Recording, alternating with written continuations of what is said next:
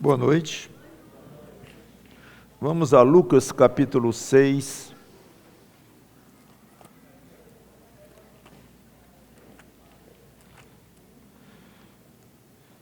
Vamos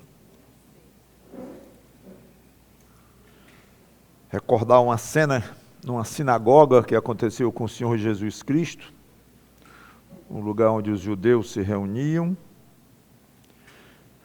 para a leitura da lei, orações. Então, vamos encontrar o Senhor Jesus Cristo aqui, num dia de sábado. Esta cena está registrada em 3 evangelhos: Lucas, Marcos e Mateus. Como é típico de passagens que tem em vários evangelhos, são muito parecidas, mas algumas com alguns detalhes que as outras não têm. Então, quando juntamos, conseguimos alguns detalhes a mais na soma das versões, não é nem das versões, mas das descrições que cada evangelista fez. Então, Lucas 6, vou pegar Lucas como o principal, o texto que nós vamos seguir mais, de 6 a 11, diz assim: Sucedeu que, em outro sábado, entrou ele, Jesus no caso, na sinagoga e ensinava. Ora, achava-se ali um homem cuja mão direita estava ressequida.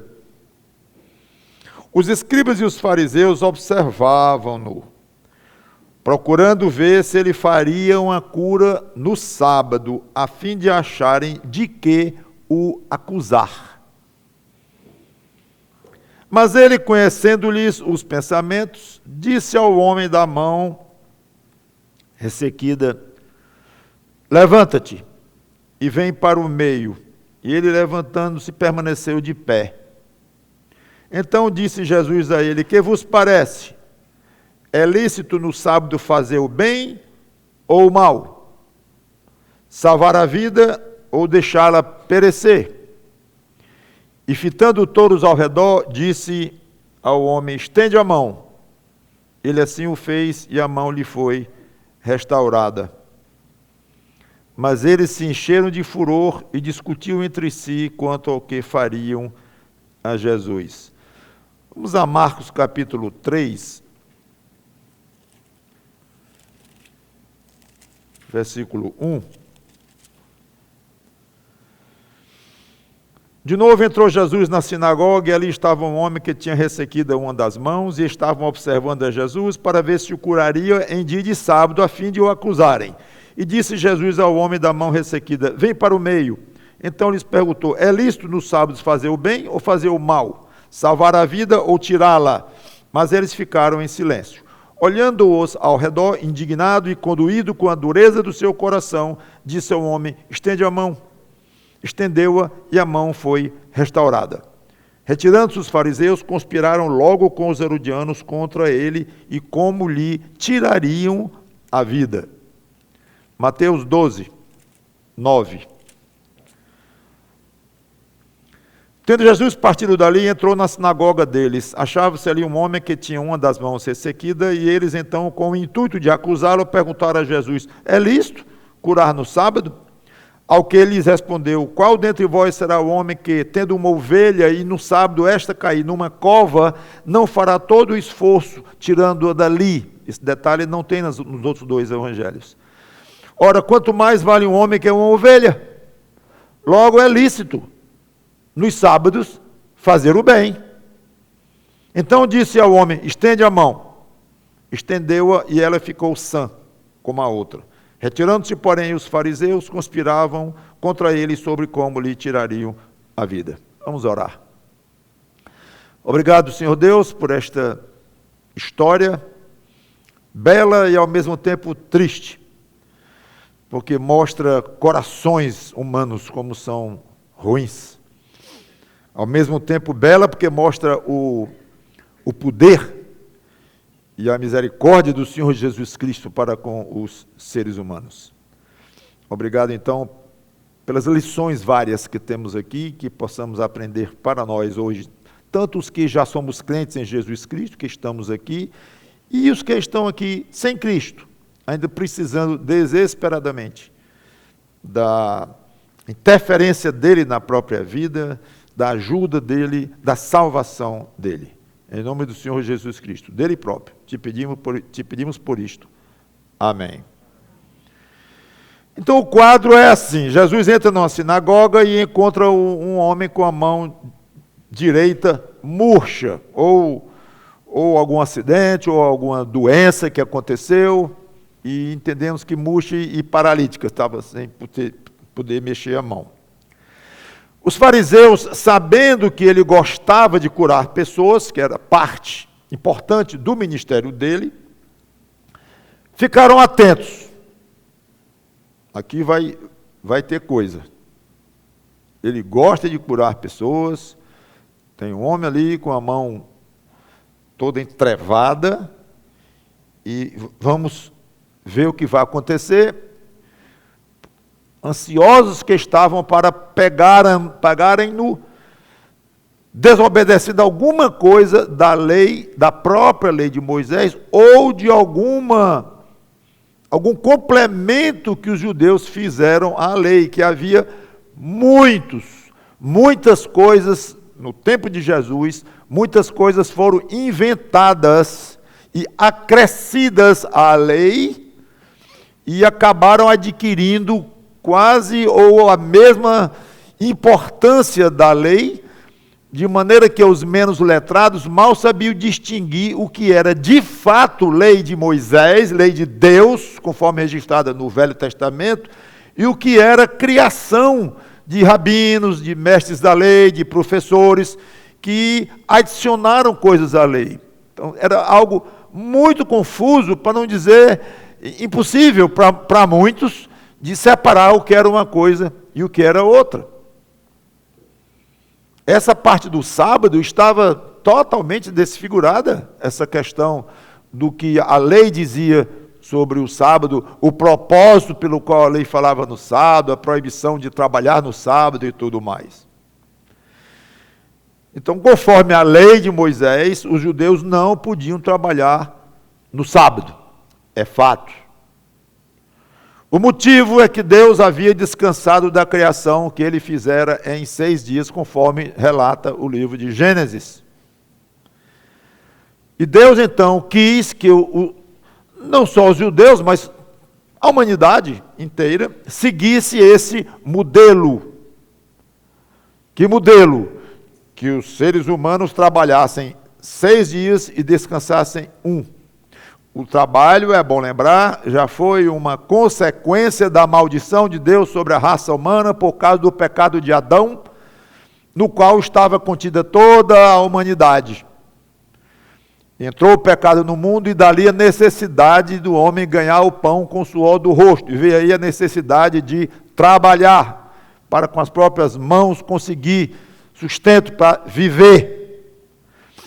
Esse trabalho não deveria ser, aos olhos de Deus, ele não queria que fosse emendado. 7 dias por semana, todo o tempo. Mas ele queria uma pausa de 1 dia em 7.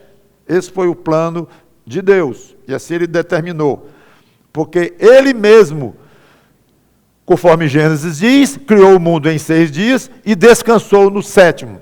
Parou ali o seu ato criador, em termos do que havia de ser criado. Os judeus aumentaram muito, como já comentei, essa exigência e fizeram listas enormes do que era proibido fazer no dia de sábado. Não é proibido trabalhar, mas trabalhar como? De que forma? Como esse trabalhar mesmo? Não pode fazer isso, não pode fazer aquilo, e iam a extremos até ridículos, como um deles era proibido cuspir, por exemplo, porque podia bater em cima de uma sementezinha, a sementezinha nascer e já ia ser considerada ali como uma plantação. Então, o judeu que cuspiu trabalhou no sábado e já estava fazendo uma roça de um cuspe, então estava desobedecendo a lei. Então, coisas assim ridículas estavam lá valendo em termos religiosos, em termos das autoridades religiosas que foram surgindo ao longo dos séculos, mas não valendo em termos de lei, não era lei de Deus. Mas, como eu falei, estava tudo embolado na época. Então, para eles, era proibido fazer muitas coisas no dia de sábado. E toda a discussão, como vocês vão ver aqui, veio em cima disso. Era sábado, tinha um homem com a mão engelhada, ressequida, e agora? É um trabalho ou não é curar esse homem no dia de sábado? É lícito ou não? A natureza da questão era aí. Porque o que eles queriam mesmo, era acusar Jesus. Todos eles falaram disso aí, os evangelistas aqui. A intenção deles não era aprender da lei, não. Não era saber o que era lei, o que não era lei, o que era invenção, o que não era, o que era razoável, o que não era. Qual o propósito de Deus ao instituir o dia do sábado, o sétimo dia, o do descanso? Não, eu não queria saber coisa nenhuma disso. Eu só queria uma coisa, acusar Jesus. E pegá-lo em algo que eles e os judeus, de maneira geral, consideravam uma infração.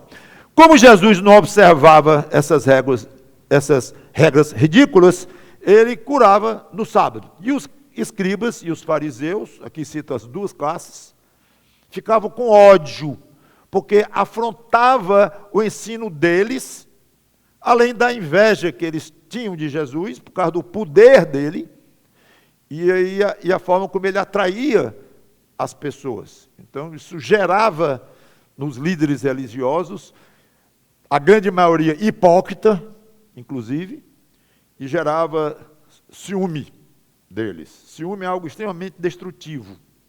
Extremamente destrutivo. Quando viram Jesus e o homem, então, com a mão mirrada, dentro da sinagoga, pensaram, agora nós vamos pegá-lo.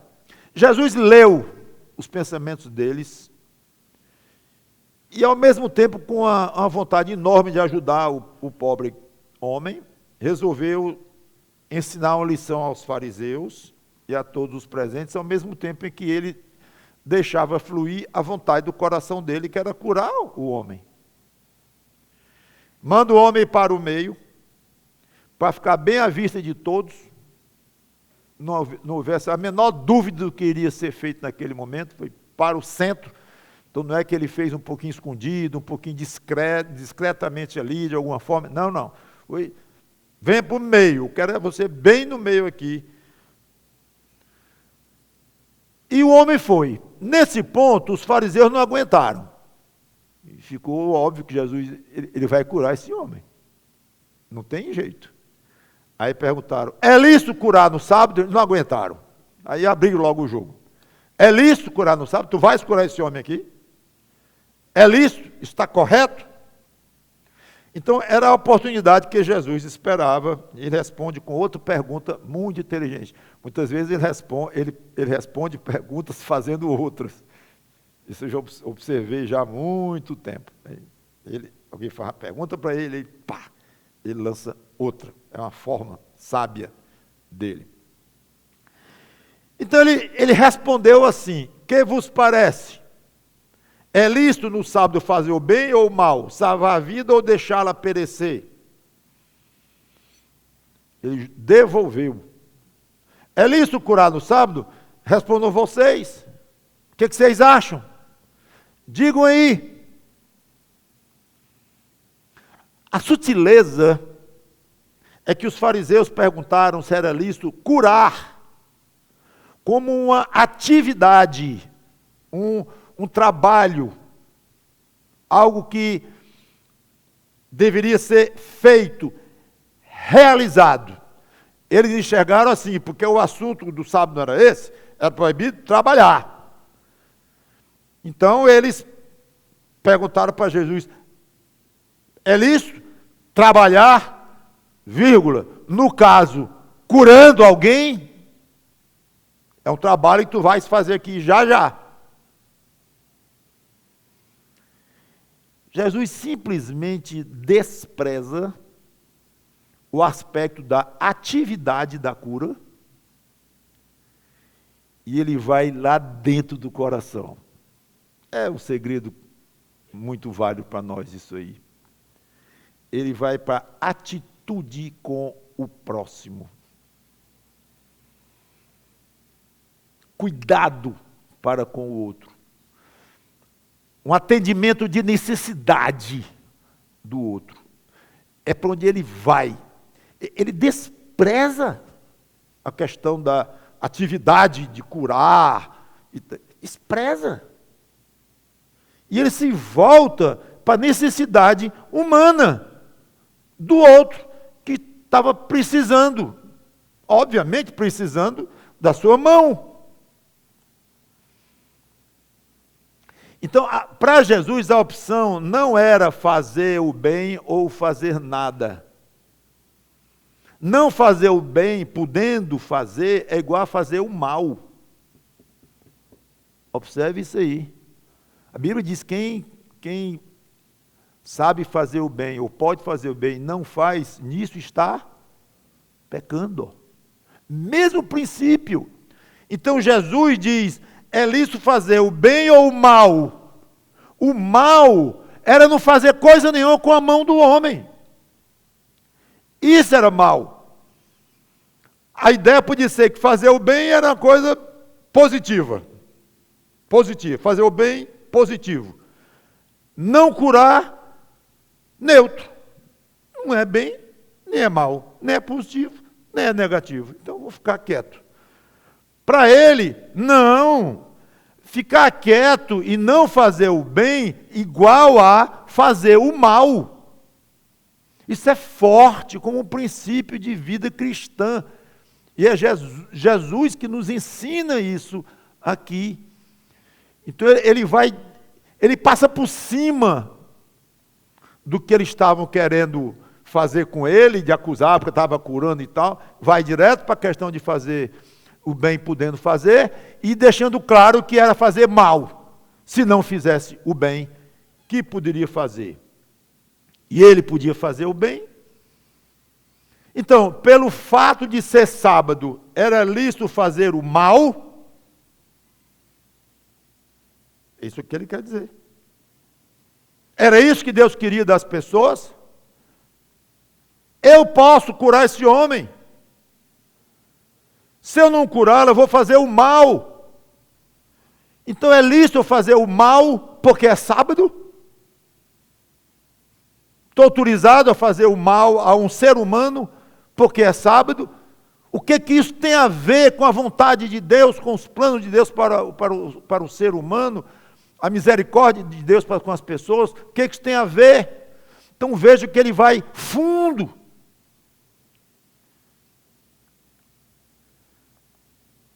Ou será que Deus esperava que fosse feito o bem? Não, hoje é sábado. Hoje é sábado, então para. Eu quero que vocês façam o bem aos outros, amar a Deus, amar ao próximo como a si mesmo. Vocês vão fazer o bem durante 6 dias ao próximo. No 7º, para. Não precisa fazer o bem. Não precisa não. Não pode fazer o bem. E se for para fazer o mal, para não fazer o bem, pode fazer. Está liberado.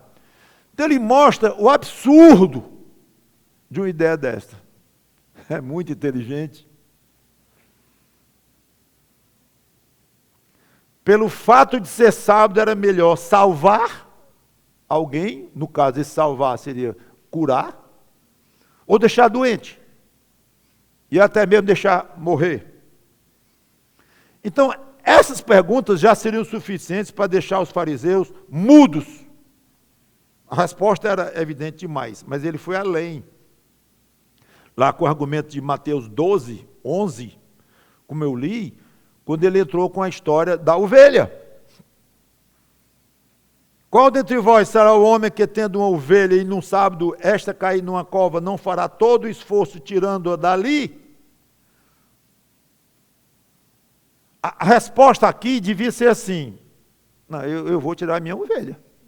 Não estou nem trabalhando, inclusive. Estou salvando a minha ovelha. E ao salvar a minha ovelha, claro, eu estou me poupando de um prejuízo enorme, que é perder minha ovelha, que é um bem que eu tenho, e deixar a pobre morrer lá dentro. Não, eu vou salvar a minha ovelha. Então, ele assume que essa era a resposta na mente deles, dos fariseus, dos escribas. Porque no versículo 12, ele já assume que a resposta é: não, eu ia tirar minha ovelha de lá. É sábado. Sim, mas sendo sábado eu tirar minha ovelha de lá. Claro, eu não estou trabalhando. Isso não é um trabalho, eu não ganho pão tirando ovelha de buraco. Não tem nada a ver com o meu trabalho. Eu vou tirar a minha ovelha do buraco no dia de sábado. Por que não? É óbvio. E eles deviam fazer isso no dia a dia, claro, todo mundo. Então ele assume isto, e ele ficava irritado com os fariseus, porque eram hipócritas, porque eles faziam uma coisa e davam a ideia que não faziam, ou que fazia outra coisa por trás. Ele sabia que esses homens todos fariam isso aí, e não era errado fazer, mas não finge, não representa. Então ele assume no versículo 12, ora, já que é assim, já que vocês iriam salvar a ovelha de vocês, na verdade é isso que ele está querendo dizer no versículo 12, já que é assim, quanto mais vale um homem do que uma ovelha? Logo, eu só peço um engenheiro falando, né? A conclusão lógica dele. Ele era muito lógico, muitas vezes. E quem gosta de lógica, vibra com as palavras de Jesus Cristo. Porque ele enquadra, ele usa isso, usa aquilo, tira e pá! Ele conclui, é espetacular isto. Logo, ele está demonstrando aqui CQD, como queremos demonstrar. A gente tinha toda vez no fim de um teorema, lá na engenharia, no fim as três letrinhas que nós sempre colocávamos ou estudávamos nos livros lá, CQD, como queremos demonstrar. Pronto, está aprovado aqui, pá! Então, CQD de Jesus aqui. Logo, é lícito nos sábados fazer o bem. Então é um argumento agudo de Jesus, porque ele expunha aqui a falta de amor daqueles homens pelo próximo. Na realidade, é o que ele fez. Ele expôs. Ele não os chamou de mal, não condenou, ele expôs. Está aqui. Vocês estão me perguntando uma coisa, eu estou respondendo. Na resposta, ele expôs. Não tinha outro jeito, ele tinha que expor. Então, vocês amam mais uma ovelha do que um homem, é? Olha onde é que ele colocou os fariseus? Com poucas palavras. Qual vale mais?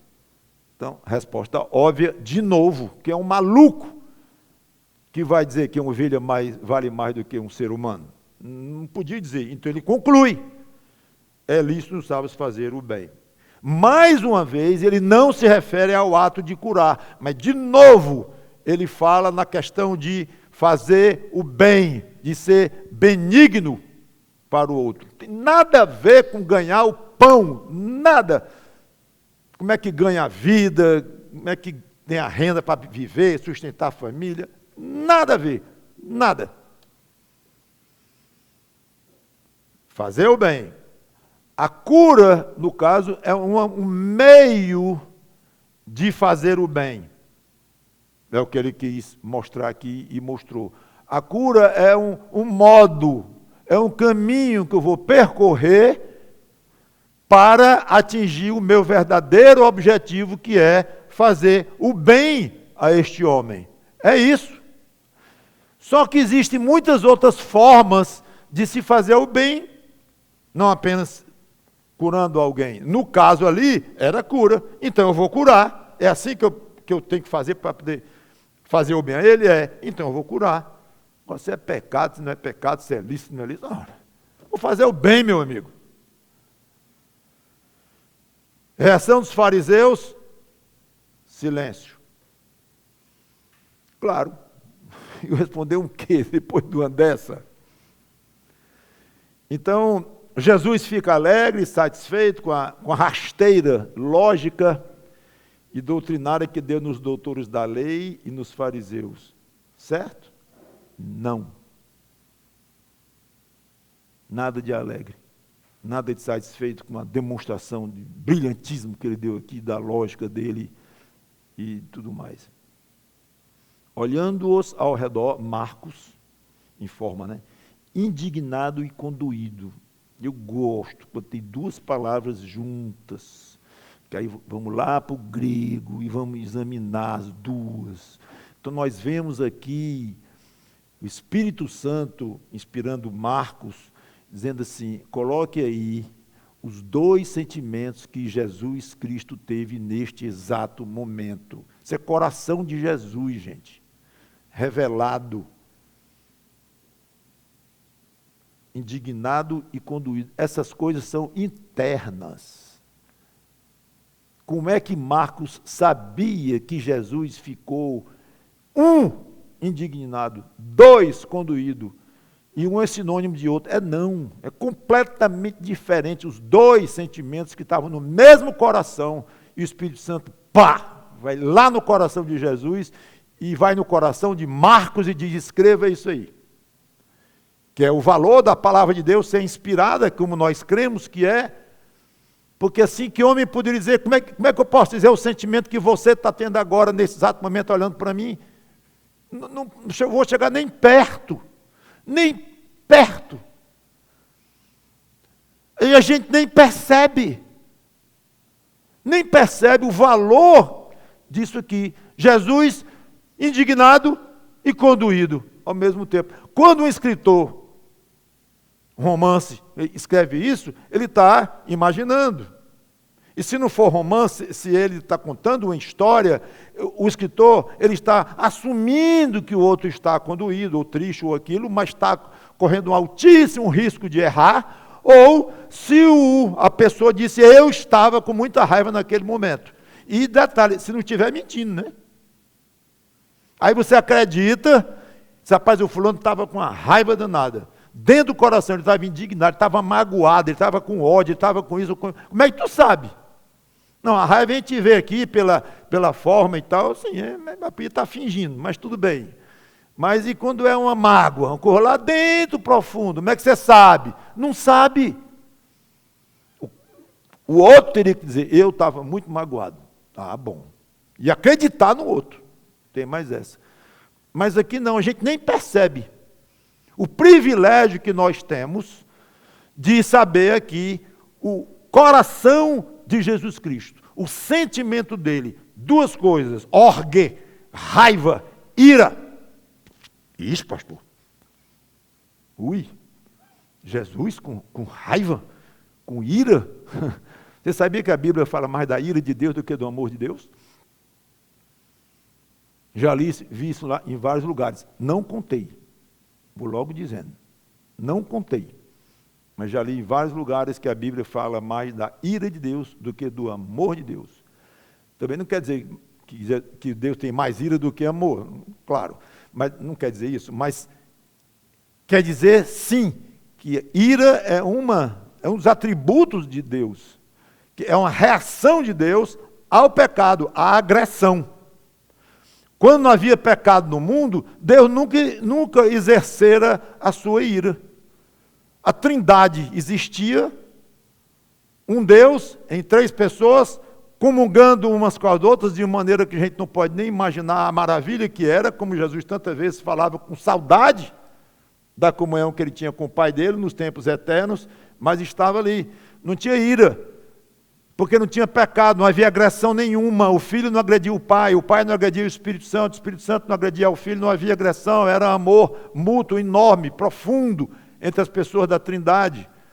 Mas quando veio o pecado, então a reação de Deus ao pecado foi raiva, ira.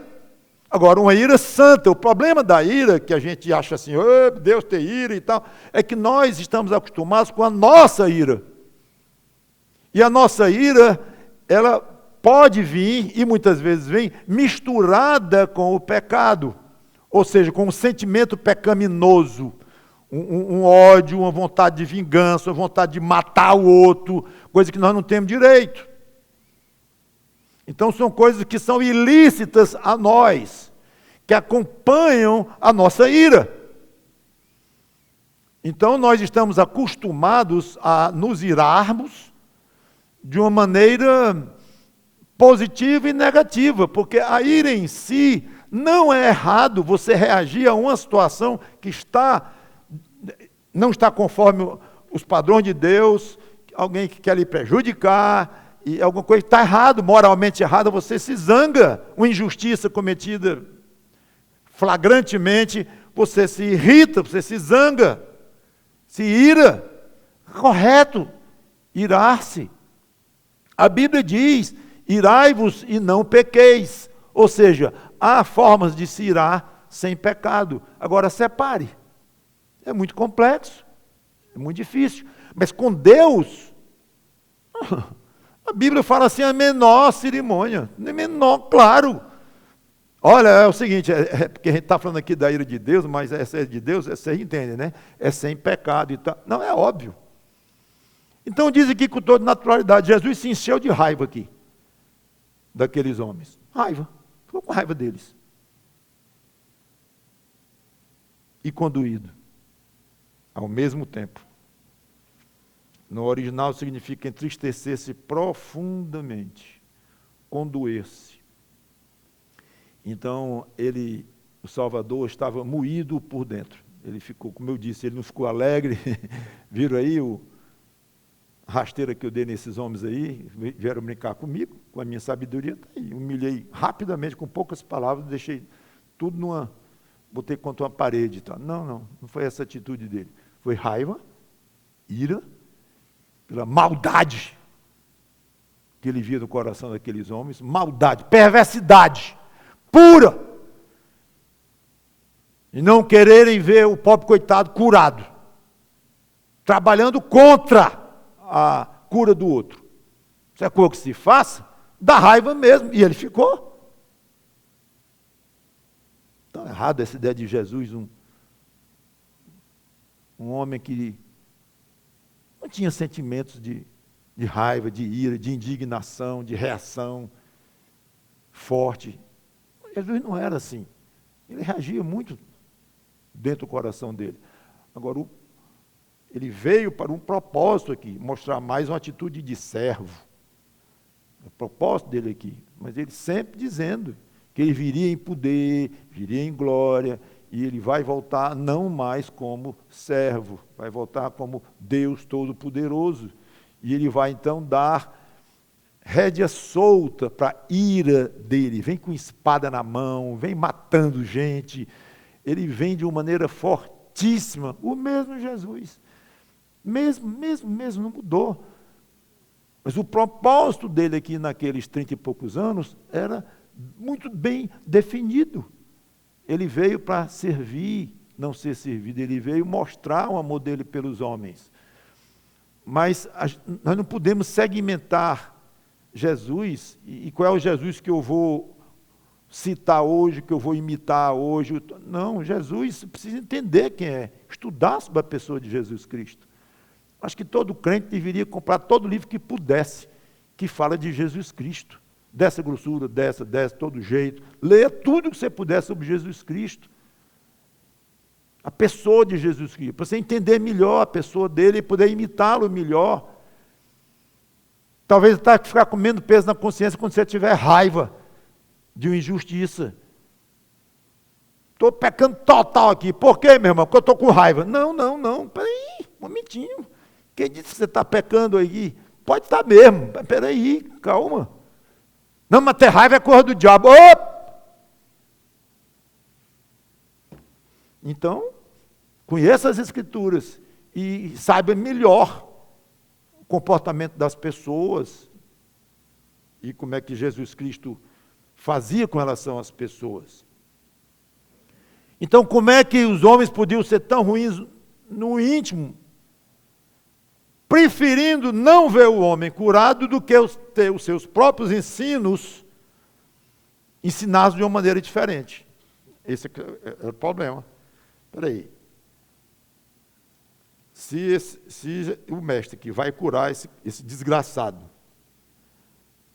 como é que fica?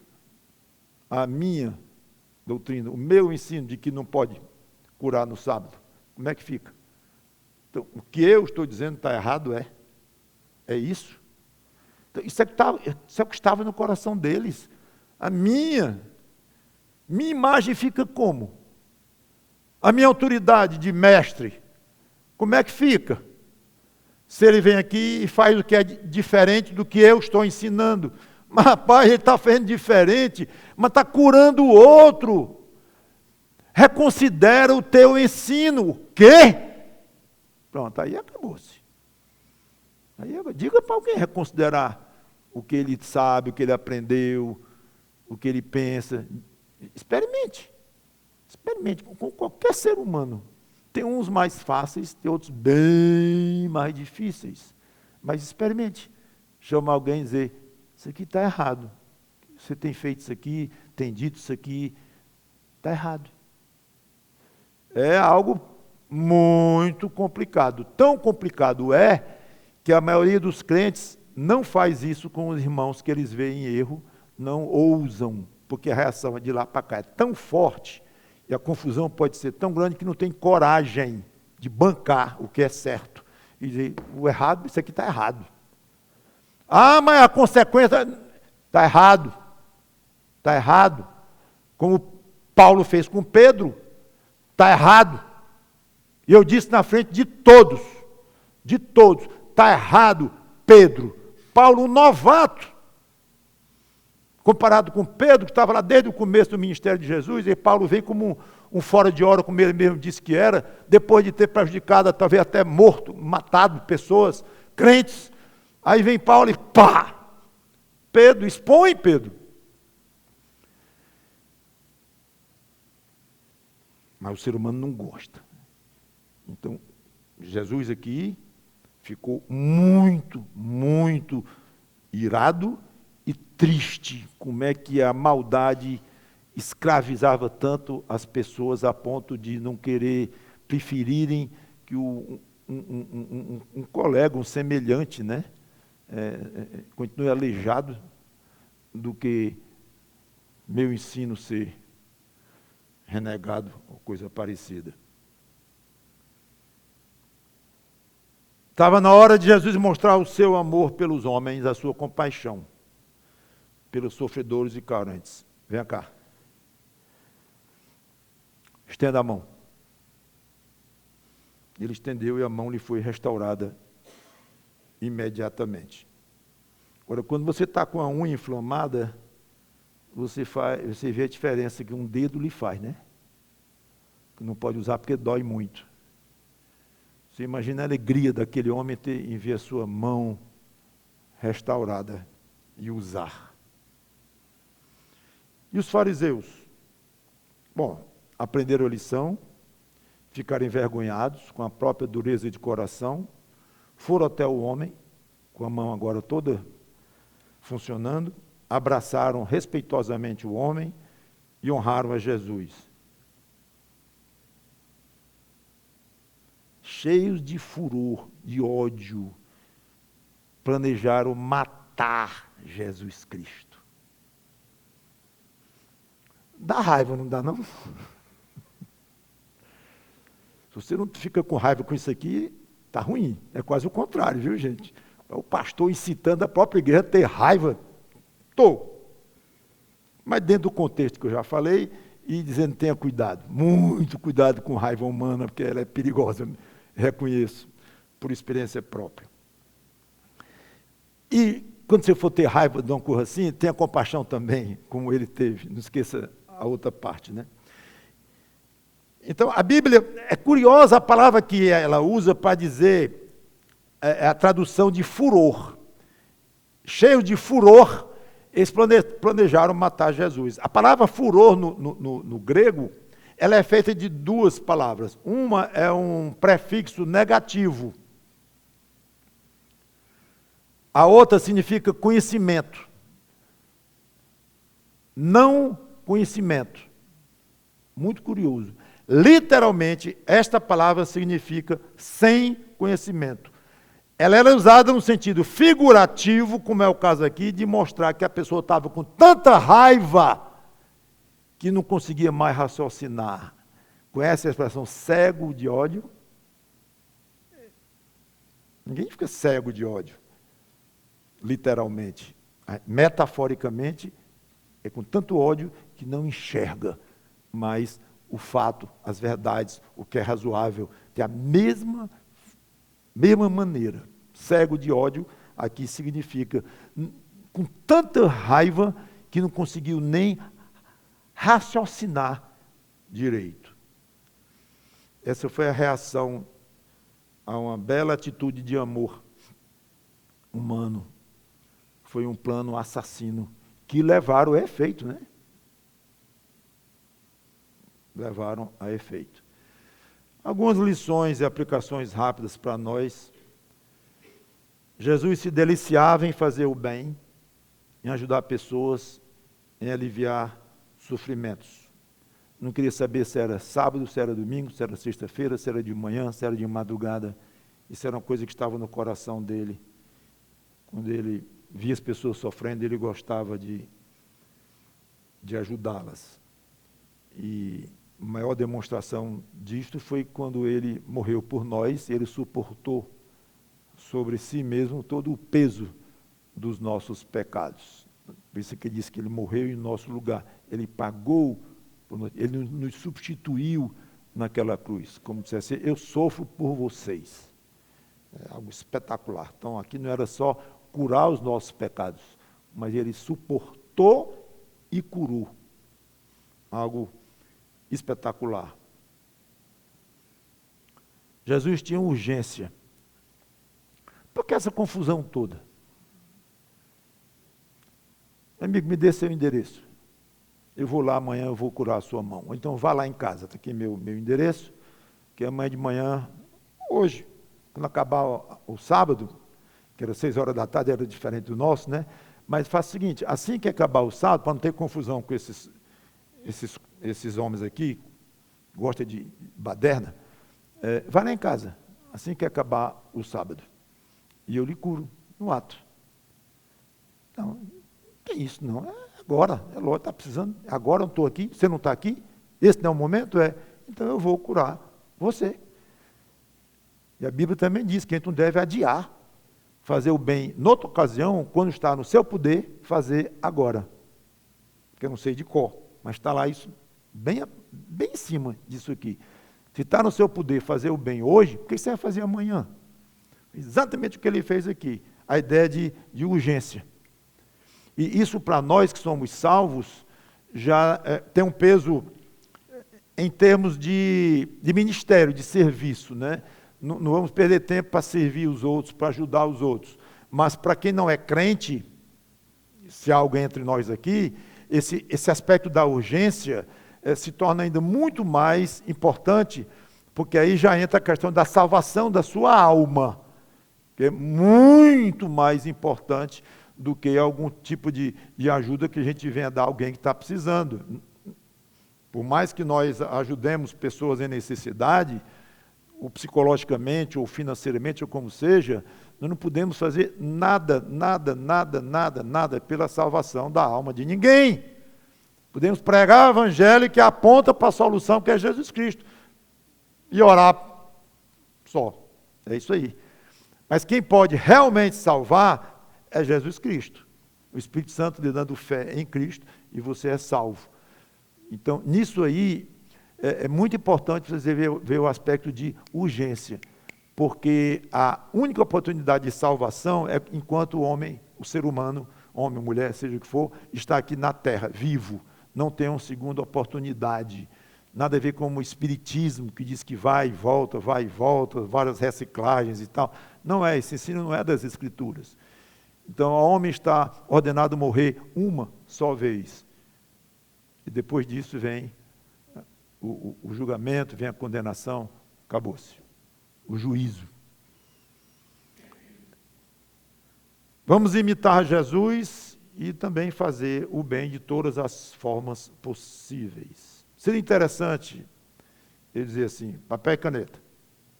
Escreva aí, meu irmão, minha irmã, 3 propósitos que dão motivos à sua vida. 3 propósitos que dão motivos à sua vida, que resumem o seu objetivo de vida. Seria muito interessante saber se estaria lá algo parecido com fazer o bem ou ser benigno, mesma coisa, com as pessoas. Pense nisso, se você acha que incluiria ou algo parecido que significasse a mesma coisa. Né? Fazer o bem. Podemos pensar em servir a Jesus, que é muito bom.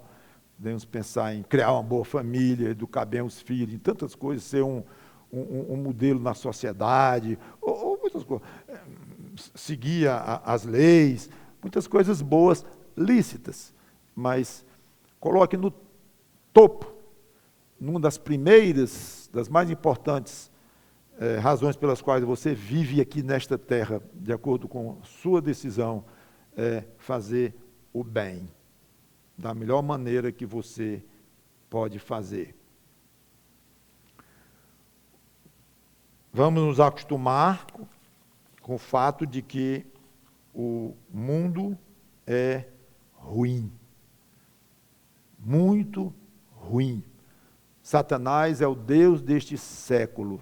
Não há quem faça o bem, nenhum sequer, nem você, nem eu. Claro, porque que nós seríamos exceção? Não somos. Então, esses fariseus aqui eram apenas amostras. Amostras. Como é que agem corações endurecidos pelo pecado. Todo ser humano nasce com o coração já fechado para Deus. E quando começa a crescer, só faz mostrar cada vez mais como é duro. E você vê uma criança com ódio mesmo, pecaminoso, com inveja, crueldade. É muito interessante. A gente tem a ideia de criança tão inocente, tão bonitinha e tal. Mas vejam o que uma criança faz com um animal. Veja. O que uma criança é capaz de fazer com um animal. Você pode ter feito, eu fiz. Coisa que a gente se envergonha. Como é que eu fiz um negócio desse? 3 anos de idade, 4 anos de idade, 5 anos de idade. Crueldade, provocando sofrimento em seres vivos. É ruindade pura. E quando é contra o colega, o famoso bullying, ruindade pura, às vezes pior do que físico, o psicológico, coisas que marcam uma criança durante anos, décadas, a vida inteira. Eu não estou falando aqui de casos extremos, de agressão sexual, coisa assim, isso aí nem se fala. Eu estou falando aspectos mais finos, mais disfarçados, psicológicos, que maltratam, em dar apelido para um colega porque tem algum órgão que é meio defeituoso ou diferente do outro, e coisa desse tipo, e ganha apelido no primeiro dia de aula logo, e às vezes cola o apelido, a pessoa fica adulto com aquele apelido lá, malvado, cruel. Isso é crueldade pura. Não dizer que criança é inocentezinho, que são lindas, são, eu concordo. Agora, inocente, não tem nada de inocente uma criança. Nada, é uma pecadorazinha de primeira qualidade. Se é que isso é qualidade. Né? É complicado. Eu podia falar aqui sobre salvação de criança, mas não vou agora, não tem nada a ver com a minha pregação. Amigo, se você está aqui sem Cristo, e você pensa em de alguma forma conhecer Jesus Cristo e conhecer a salvação e tal, saiba que o mundo vai ser contra você, o sistema vai ser contra você. O mundo é assim, o mundo inteiro jaz no maligno, diz a palavra de Deus. Então os obstáculos vão surgir imediatamente quando você procurar com seriedade a ajuda de Cristo. Sabe quem pode lhe ajudar aqui para valer? Os discípulos de Jesus Cristo. Porque eles conhecem a salvação. Eles conhecem o caminho, porque eles trilharam.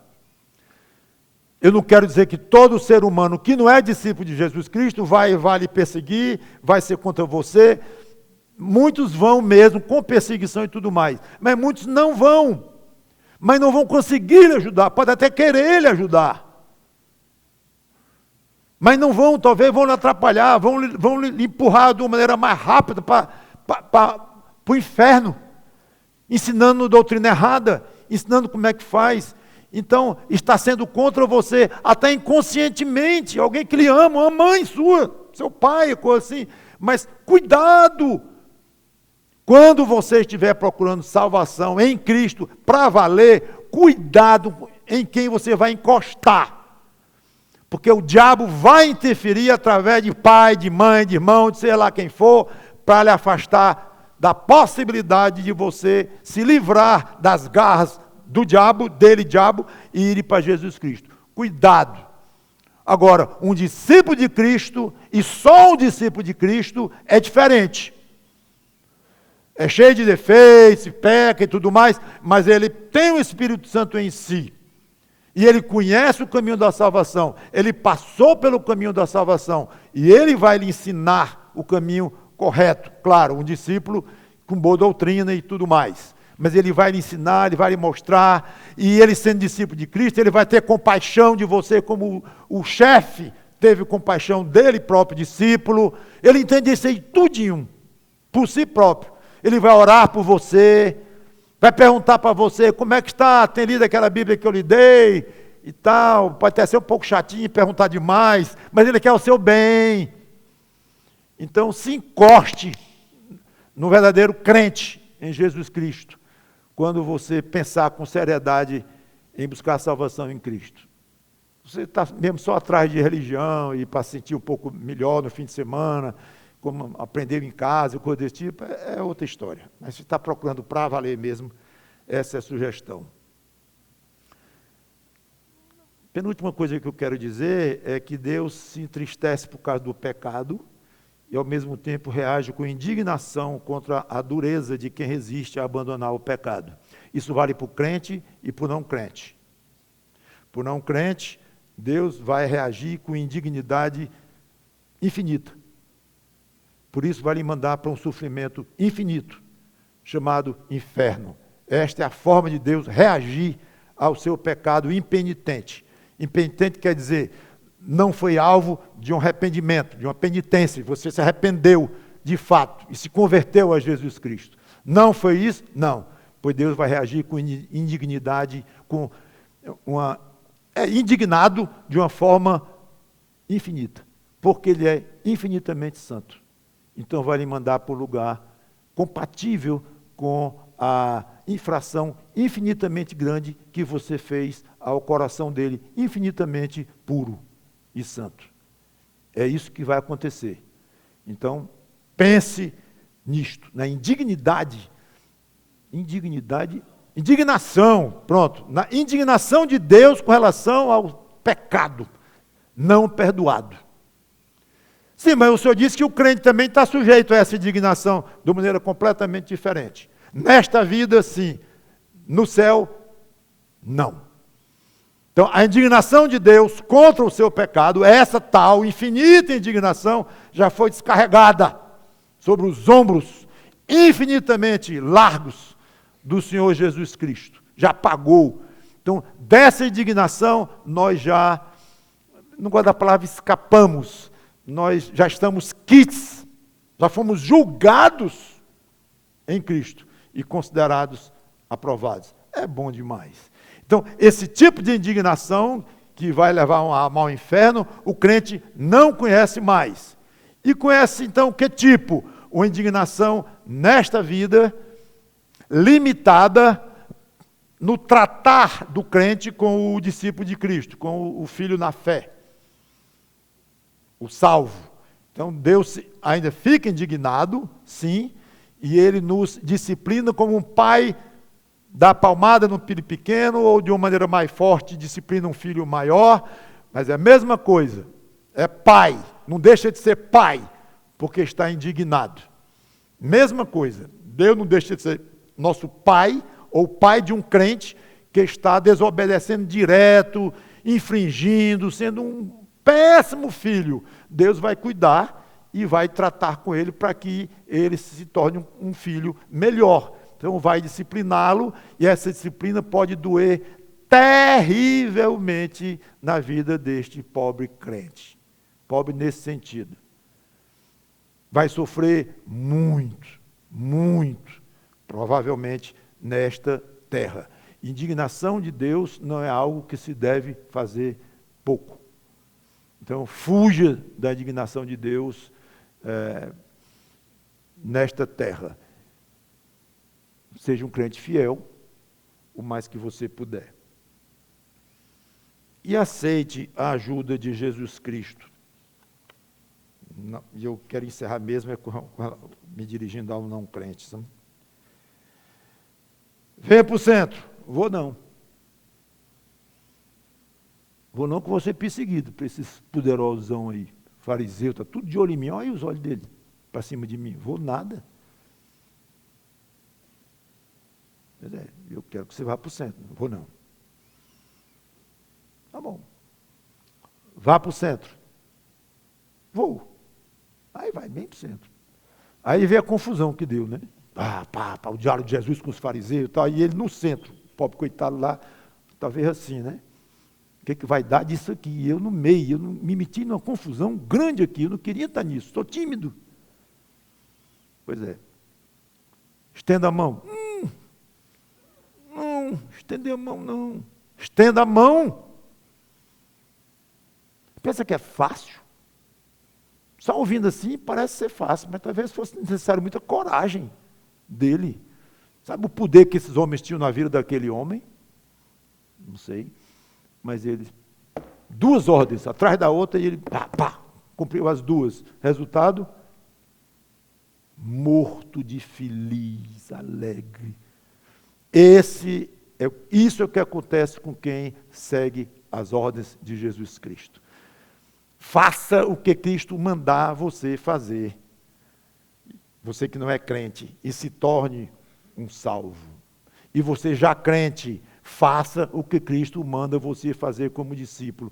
Não vai dar nada errado para você se lamentar, para você sofrer como disciplina. Você pode sofrer, mas já como uma provação da parte de Deus, uma maneira de Deus se glorificar no seu sofrimento, sim. Mas sofrimento por palmada de Deus, disciplina de Deus, não terá. É bom demais. E sofrer